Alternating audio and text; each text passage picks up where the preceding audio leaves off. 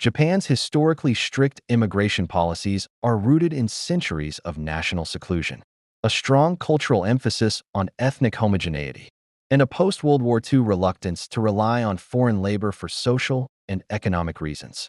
Key historical factors contributing to this stance include Sakoku, national seclusion from the 1630s until 1853. The Tokugawa shogunate implemented a closed-country policy, largely forbidding entry to foreign nationals and preventing Japanese citizens from leaving, with limited exceptions for trade with the Dutch and Chinese at specified ports. This was driven by a desire to preserve power and protect Japanese culture from outside influence, particularly perceived threats from Catholic missionaries and European colonial ambitions. The collective memory of this period has influenced later policymaking. Post-World War II Immigration Control Act. After Japan reopened its borders, the 1952 Immigration Control Act established a framework that was not designed to encourage long-term settlement of foreign workers. Unlike other industrial democracies that accepted guest workers to fuel economic growth, Japan relied on mass domestic migration from rural areas to industrial centers to satisfy its labor needs.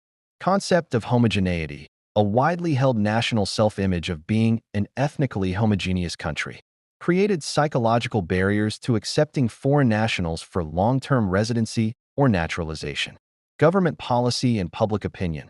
For decades, the possibility of expanded immigration was politically taboo due to public unease and political pressures.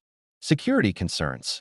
In the early post-war era, the government viewed some resident foreign minorities as a potential security risk, which contributed to a rigid entry control policy and an emphasis on public order as a central component of immigration policy.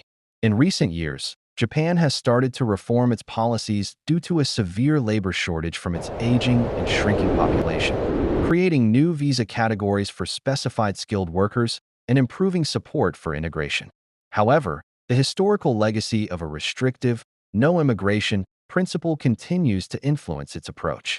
The current policies often provide a pathway for highly skilled workers while historically only offering limited, often exploitative, avenues for low-skilled laborers through programs like the Technical Intern Training Program, TITP, which is currently being reformed.